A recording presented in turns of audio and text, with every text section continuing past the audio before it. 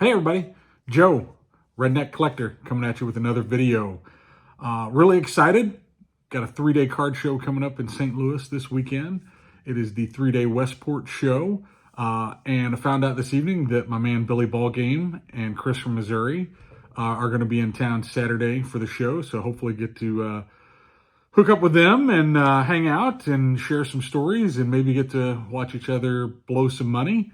But I'm going to have less money to spend because I kind of blew my card budget going into this show. Maybe not blew it, but I took a chunk out of it. It's kind of the same old story. I think I've talked about this in other videos, but I lack a discipline. I see shiny objects and I want to buy them. Or in this case, old, dusty cardboard pictures of men that have passed away in most of these cases. But I just couldn't help myself. And I'm going to show you some things that I picked up. And first of all, today I was out and about and talked to my brother on the phone, and he told me about a new little flea market, secondhand type of place in town that I don't really go to a whole lot of those anymore, but I can be tempted by it. And so he said, hey, they had some cards. He doesn't know anything about cards, but he was just like, I got some cards. I don't know if they're good, but you may want to check it out. So I went in. And it was one of those, I guess, flea markets, people have booths or whatever, and there is a booth with a bunch of cards, and I start looking through them, and they're priced like somebody took the Beckett and took the high value on every card, and no matter how trashed it was, and that was, there was 1976 Tom Seaver cards at $30 and with 4 rounded corners, so really sifted through. I did find one gem, though, and I spent a whole $3.50 on my 1962 Ralph Hoke manager card with my man Yogi Berra in the background. But for $3.50, this card is centered. It's like an EX condition. I love the 62 set. I'm a sucker for those wood border cards, so I had to bring that home with me. Other things that I managed to blow some card budget money on, I've got a seller on eBay that just don't know him personally, but a really good guy to deal with. Very reasonable in his pricing, takes reasonable best offers, ships fast, and he's good with whatever he says. If it's VGEX, it's VGEX. If it's EXMT, it's EXMT. He's really good with listing his cards. So he had a couple cards that I wanted, and kind of give you some insight on how I buy a lot of times, and this is why I blow card budget money, is I'll find a card or cards from a seller that I like, and then and when these are low dollar cards, $5, $10, $15, $20 cards, I hate spending, shipping on them and getting one card. So I'm like, well, what else could I package to make shipping a little bit more palatable? It's kind of like people who get coupons and think they're saving money, even though they're really just spending more money because of the coupon. Kind of the same mentality that gets me. But anyway, show you some cards I picked up from this seller that I like. And the first is, I love the 56 set. And I picked up this nice Camilo Pascual. I can't say it as nice as Orlando does, but can't roll it off the tongue like you do, Orlando, but Camilo Pascual. Did not have this card. Beautiful 56. It's got some surface issues, but you can see centering is not absolutely terrible, and the color looks really nice. Awesome card. I gave $1 for this card, so couldn't beat it, even though it's probably, VGEX condition. Also, I don't buy a whole lot of vintage football, but man, Dick Lane, I think this is the 64. That was $2.50, I think, is what I gave for that card. Couldn't pass it up. These all from one seller. And then 78 George Brett for $2. Ignore the sticker, but I paid $2 for this card. But the cards that spurred it on were these two cards, 62s again. I've bought other 62s from this seller, and they're normally exactly as described. So definitely not gem mint condition by any means, but not bad either. Orlando Cepeda, I think I gave about $5 for that one. And then the 62 Eddie Matthews. Sorry about the glare. Still working on how to cut down on that. But so all these cards, I think with shipping was $23, $25, something like that. So not a lot, bang for your buck, but also $25 I probably could have put towards a bigger card. But you know what? I love mail days like this. I think it's really cool. Another card that I bought, a little bit more modern, one of probably the best pitcher that I've seen pitch in my lifetime. Nolan Ryan would be in this conversation as well as Randy Johnson. Maybe a few others, but this guy right here, Greg Maddux. And I did not have this one raw. I have some Maddux rookies raw, but I've never graded one. But looked at the pricing on this. 87 Fleer Update Glossy and a PSA 9, all in for like $23 or $24. Can't beat it. But once again, there's $50 off my card show budget. So speaking of $25, couldn't pass up this one either. I bought one other card from the seller. I don't think he sells a lot that he could, because he takes terrible pictures. He takes like zoomed in pictures you can't see. But the other card I bought, he listed as VGEX, good price. I got it. It was VGEX, so I took a chance on this. Could not beat this for $25.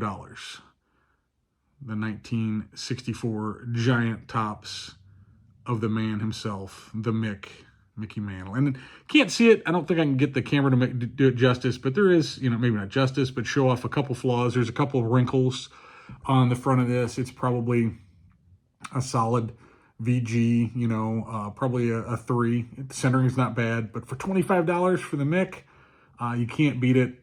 It will probably stay in my collection for sure. Debating whether to get it graded or not. So I'm up to about $75 off the card budget for this weekend. And I spent even more on this last one. But it was high on my list of cards to attain. And I told myself, Joe, if you saw this card at this card show coming up this weekend, and I bought this card last week, it came in this week. But if you saw it sitting there, you would absolutely give this price for it. So why save money for the card show to then miss out on this card, probably not get an opportunity to buy this particular card in this particular condition at this particular price? So I snatched it up. It was a new seller on eBay, hadn't sold a whole lot, if anything for that matter, and he listed several cards. He had this at a pretty high starting bid, or high for this card starting bid, of like $249, something like that. Which isn't a bad price for the card. Just I think you hurt yourself when you start bids that high. So it had been out there for, I don't know, 2 days, 3 days, whatever. There was no starting bid on it because $250 was high for a starting bid. So shot the offer of $150. Call me a low baller in the comments, whatever. But I felt like it was a good way to get the conversation started. He countered at $179. So for $190, all in, taxes, shipping included, I brought home a beautiful 1951 Burke Ross Stan Musial. Color's good. If you're all familiar with these cards, a lot of them are really washed out looking. This one, they're not known for their images, right? It's a cool image, but as far as the detail and things like that, they're not really necessarily known for that. But it is, sorry about the glare, trying to at least do it justice. Probably should have taken it out of the old school screw down, but for the video, I thought I'd leave it in there. But $190. I think this is a card is a 3 all day long, maybe a 4. It will probably go on my next PSA grading order with the 54 Red Heart. Those were 2 Musials that were high on my list. So absolutely thrilled to have this and bring it home, even though it took about $200 off of my card show budget this weekend. But just tell yourself, hey, would you see that at the show? Would you spend the money? The answer is yes. Pounce on it, because if I'd have waited, I probably wouldn't have got it. I probably would not have found the other 51 Musial Burke Rosses in that price range. Don't look nearly as good. I could definitely find one in that price range, but probably not as good as this. There's no surface issues. There's no wrinkles. There's no creases. Great card. Very, very happy to have it. A couple $100 less on the old budget for this weekend. But I still have a little cash, walking money for the show. So hopefully I will be able to do another video here before the weekend is out of maybe a cool pickup. I'm going to try to stay disciplined and maybe go after one big card. But knowing me, I'll probably come home with, big card for me. But knowing me, I'll come home with 2 medium cards.